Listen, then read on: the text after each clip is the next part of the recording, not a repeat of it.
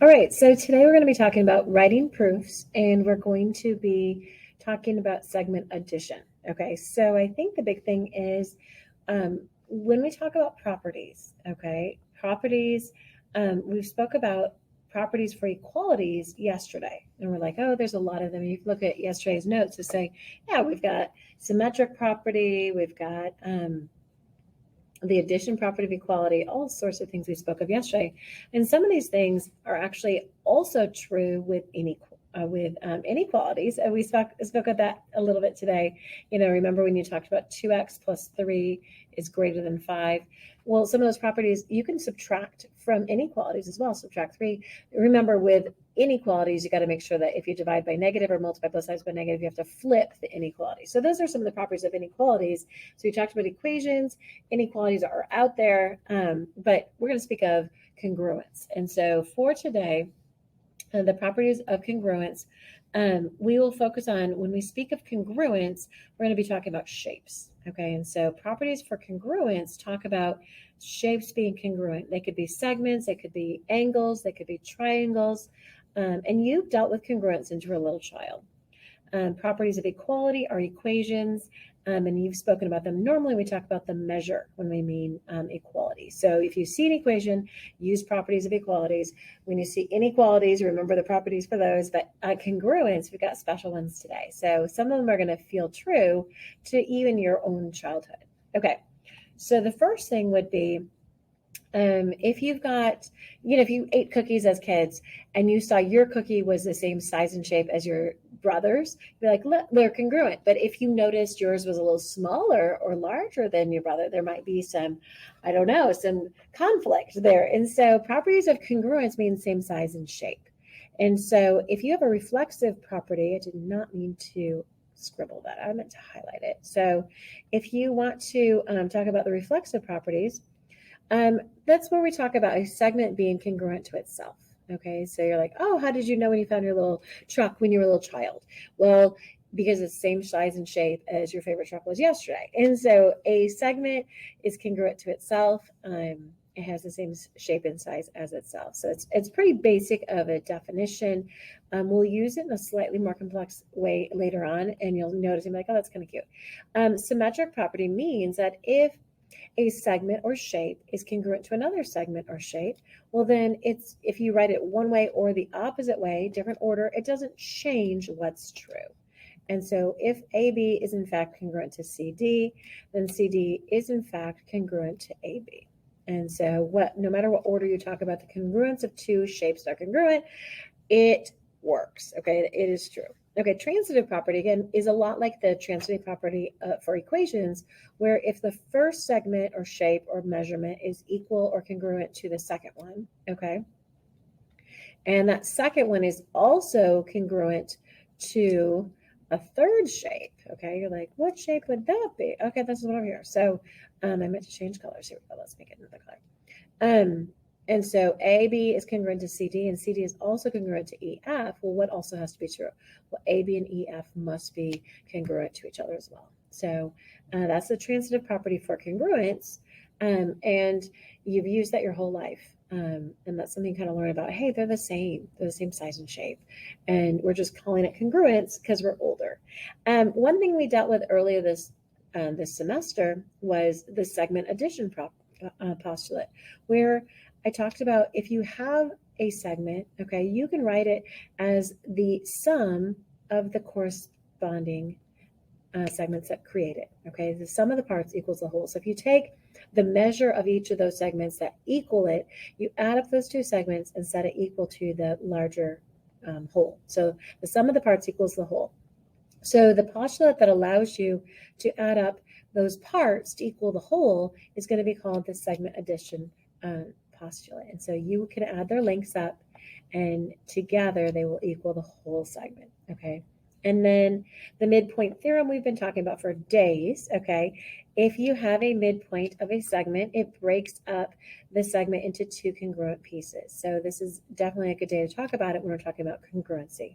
So the midpoint theorem says, hey, if you have a midpoint, it breaks up the segment into two congruent pieces. And then also we've been talking about for days would be the definition of congruent, in this case segments. Well, two segments are congruent, they're going to be equal in length. And if they're equal in length, they're going to be congruent as well. So this is kind of the bridge between equality and congruence. We're going to use this a lot today. Actually, all these things we're going to use a lot, especially the bottom three things. Okay, so let's talk about, my voice is a little crunchy. Let's talk about if you're adding two segments together, CA plus SH, okay, and that equals this. Okay, if that's your original, and then you got to here, what happened from your first step to the second step? And if you notice, the first one has four segments, two on each side added together to equal each other. The second one just says, well, CA equals PU.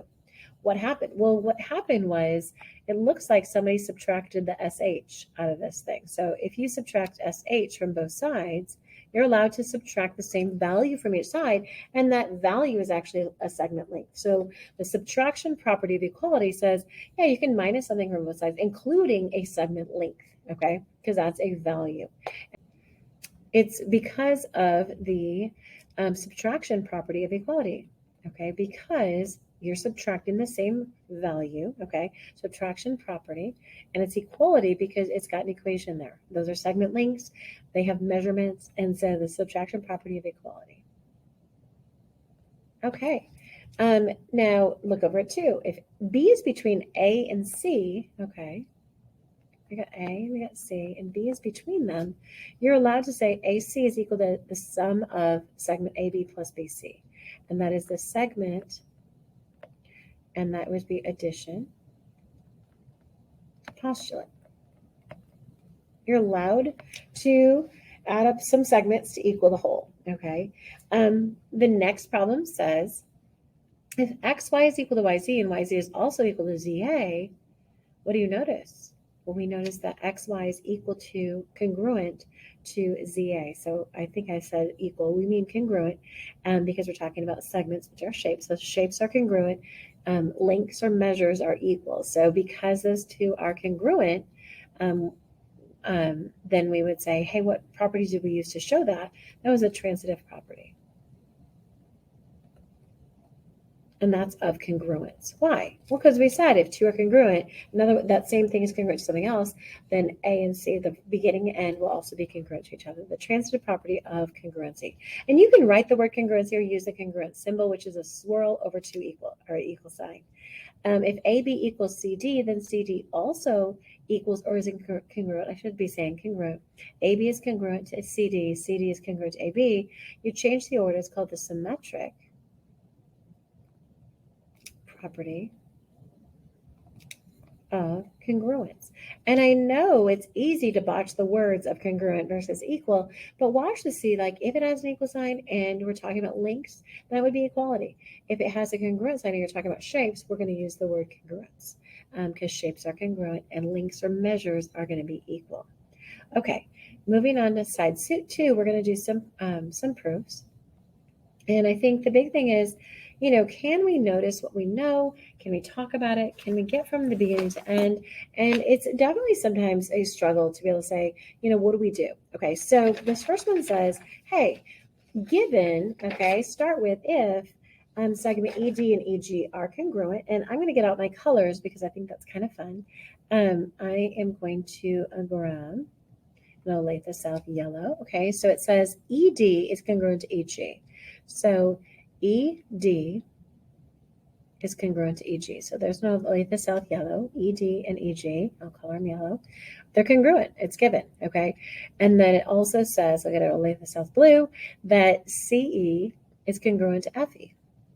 And it says, hey, how about if you prove that segment CD, so this is going to be the longer segment, is congruent to this other. Well, notice the two smaller parts are congruent. The two medium-sized parts are going to be congruent. So then we know that overall the larger segments should be congruent to each other as well. And so our strategy is going to be basically saying, well, because the corresponding parts are congruent, we can show by doing like that segment adding, okay, the segment addition postulate and some substitution that, yes, those larger segments are also equal and congruent. Okay, so we're going to go down that path. And so how are we going to do that? Well, we're going to start by saying, what happens if they're going to be congruent? Well, anytime you have congruent segments, we know that the measures of those lengths, okay, those segments are going to be equal as well. So let's go to equality. So FE and then and ED, the length of ED equals the length of EG. Why? Because of the definition of congruent segments. Okay, if you've got congruent segments, you know they're equal in length. Okay, so that's what we just did. So given was their congruency, and then after that was their equality of length. And then note, it looks like we're doing some segment addition. And so I spy that CE is added to ED, so they're going to try to form this longer segment here. So CE plus ED gives us CD, okay? And why can we add two segments together to get the whole? That's going to be the segment addition postulate. Okay, you can add the sum of the parts to equal the whole. Okay, and that's what they did in that problem. So they added to make that longer segment. Now you're like, well, we're going to add something in to get the same value. And notice there's not another way to add it. However, we do have some special principles because remember, we know the smaller parts match instead of the medium-sized parts. And so in place of CE, notice CE and FE are congruent. Those are our blue parts. Instead of CE, we can certainly write FE. Okay, so do you see, yeah, CE and FE are congruent. So instead of CE, we can write FE. And then also from our yellow stuff, that ED and EG are congruent. Well, that kind of blocks it out, but ED and EG are congruent. So we can write ED as EG. Oopsie, I'm going to get a pen. EG. Okay, and so those are going to be the yellow pieces are congruent. So you could add up to get CD by adding up the two parts that make it, but also by substitution, as they show, that we can substitute equal items for that. Okay, so that was kind of a tricky move. After that, we say somebody added up this. You're like, what did they add up? Well, they took FE and EG to make FG. Well, they're adding up the parts to make the secondary long segment. Okay, which they can do. And then they're like, how'd you get from FG to CD? And you're like, I have no idea. And so let me show you a little hint. How do they get FD is CD? Well, look at this. FG and CD, that's what these are, but look at what happened. They have FE plus EG, the same thing is added together, but you get CD one time and FG the other time, okay? And so it's because we did some substitution that we've got two different ways to get the same thing to get two different shapes because of substitution that we've done up here, okay? And so in segment addition. So we can say that FG and CD are equal because of substitution. So this left side of the equation is CD, but the same thing equals FG. So these guys are going to be congruent. So these two are congruent because the left sides are equal. Okay, because the left sides are equal, the right sides have to also be true. So you can set them equal to each other. And so then we're like, okay, we got here. Can you tell what happened between 6 and 7? Okay, and there's some tricky moves in there where we did some substitution and then we did one more substitution. Here, can you see that they just switched the order of CD and FG? FG equals CD, now CD equals FG. Well, that's going to be the what? Symmetric property of equality because we've got an equal sign. And then notice they went from CD equals FG to segment CD is congruent to FG. And that is going to be when you go from equality to congruence or congruence back to equality, we're going to say definition of congruent and segments. So we started with the parts being equal. We did the sum of one side. We did some substitution. We did one more substitution. And then we said, okay, let's go back to congruence. And so we did do this proof. And so let's look at the second proof. It gives us that X is the midpoint of SY. So that means that this is congruent to that because midpoints make congruent segments.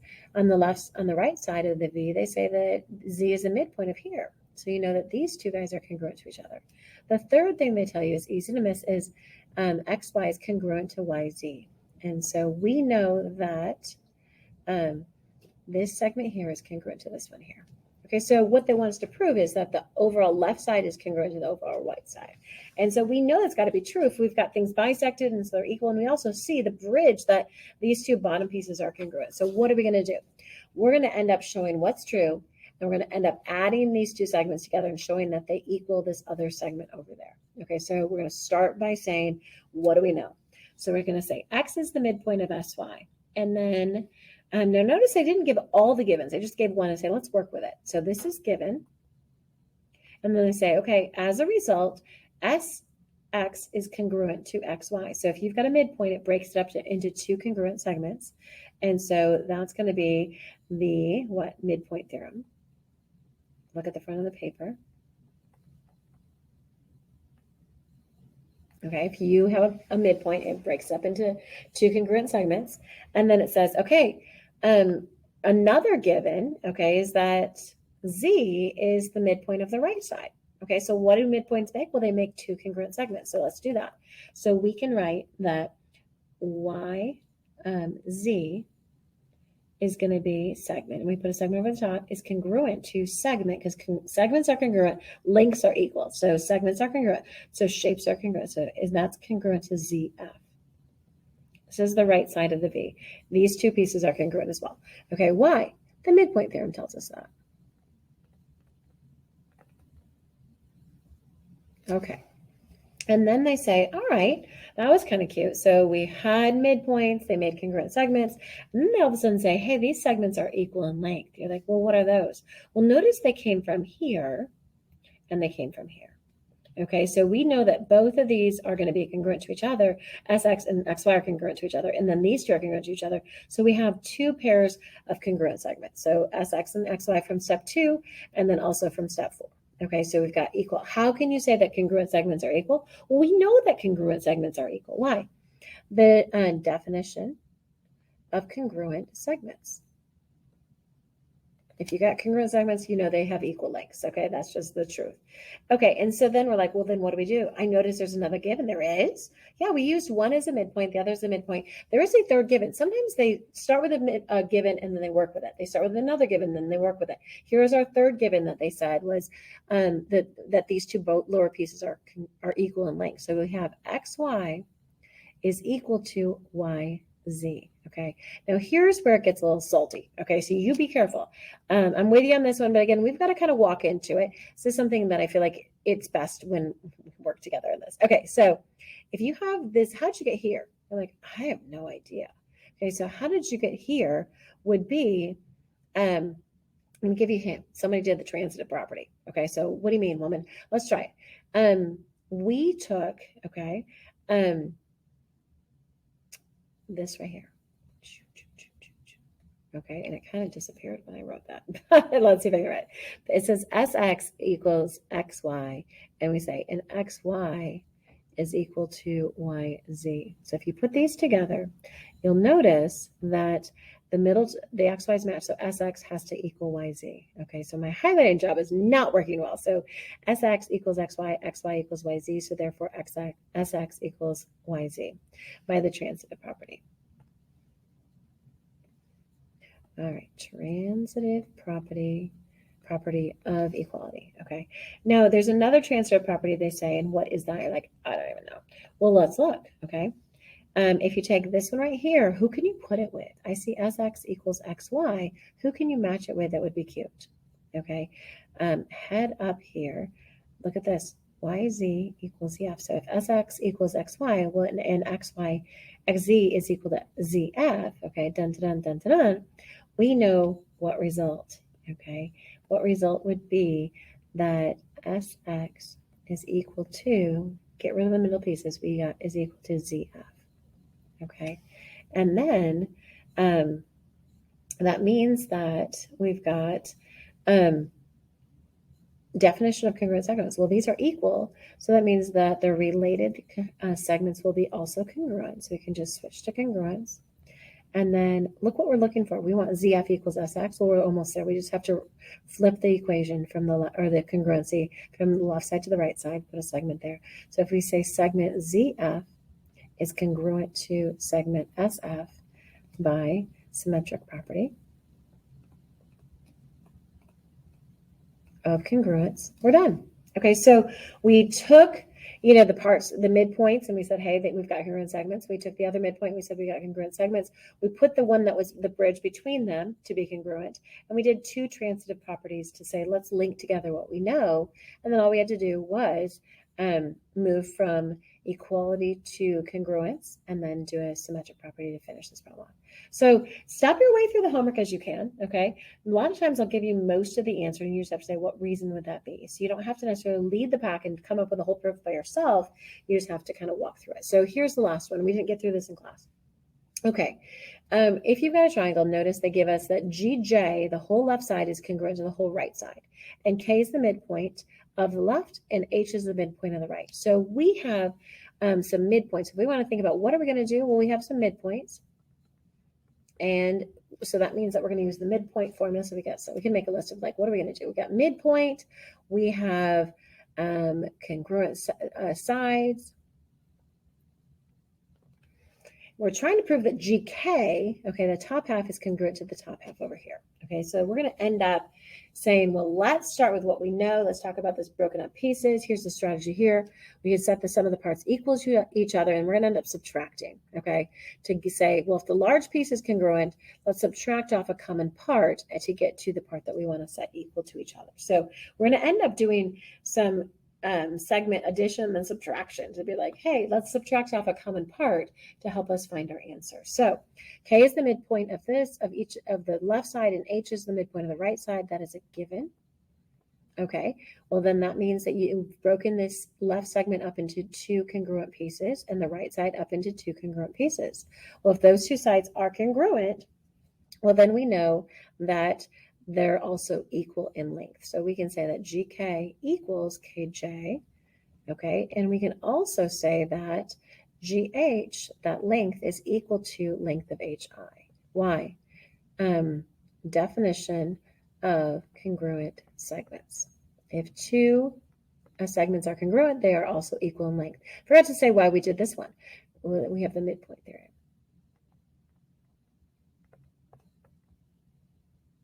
Okay, the next one says, hey, GJ is equal to GI. You're like, I don't know. Okay, well, guess what? That's a secret given up here that we didn't use yet. Okay, so check to make sure you've used up all your givens. This is another given. Okay, so we've got that given. And so again, if two segments are congruent, they're also equal in length. So we've got definition of congruent segments. Okay. And then, oh, it looks like we're going to do some segment addition. GJ is the left side. Well, that is comprised of what two segments? Okay, that would be GK and KJ. If you add up those two segments, you get the left side. If you add up the right sides, GH and HI, you're going to get the right side. Okay, so that segment addition postulate or theorem. Is it the theorem? No, it's a postulate. Postulate. Okay, let's get that right. And then it says, okay, so now what? Okay, well, if you look back on the problem, you will notice that we have I should not cross that out. Okay, we have GI here, okay, and we've got GJ, and we've got what they're equal to on the right. Well, we also know that GI and GJ, the left and the right sides are congruent, so we can set their corresponding parts equal to each other as well. So the left side equals the right side by this step 5. So therefore, we can set their corresponding pieces equal to each other as well. So that's what we do in this step here. And then, so we are going to do that's substitution. Property of equality. You can almost read that. You just have to listen to my voice. Okay, substitution property of equality. Okay, cool. And then the following one says, what do you notice is different? I see that I got 2 GK. How did I get 2 GHs? That doesn't make sense. Well, the truth is we know the left side is comprised of 2 equivalent segments and the right side is also. So we did a little substitution. What do you mean? Well, look, we have up above here that, and we must have, okay, it looks like these guys are congruent. KJ, okay, KJ is, yeah, the left sides are congruent. Where do we have that? We have right here, GK and KJ. And then also we know on the right side, both those are congruent. So look at this. We can see that I brought HI and GH to be congruent here. Where? Because of this. That's because these two segments are congruent. So we did substitution property of equality again, okay? So just put a ditto here. Okay, number 8 says the same thing as number 7. Okay, good. And then we can add, okay, add. Okay, we add combined like terms. Okay, combined like terms. I put CLT, but probably we should write add or combine like terms. And then how did you get from 2GK and equals 2GH to just plain old GK equals plain old GK? This is going to be the division property of equality. You can divide the same thing by both sides. You divide it by 2. And then if you have 2 segments that are equal, we know that their lengths are congruent. I should have a congruent on here, so fix that. That should be congruent. Oh, there you go. So that should be congruent. And so this is going to be the definition of congruent segments. So we walked through saying, hey, we've got some midpoints, we got congruent segments, we did substitution, or we did segment addition, we did some substitution. We said, hey, we did substitution one more time because we know the left sides are congruent to each other and the right sides as well, the pieces. And then we said, well, let's add, and then let's divide to solve for what we need to do. So kind of a clever problem.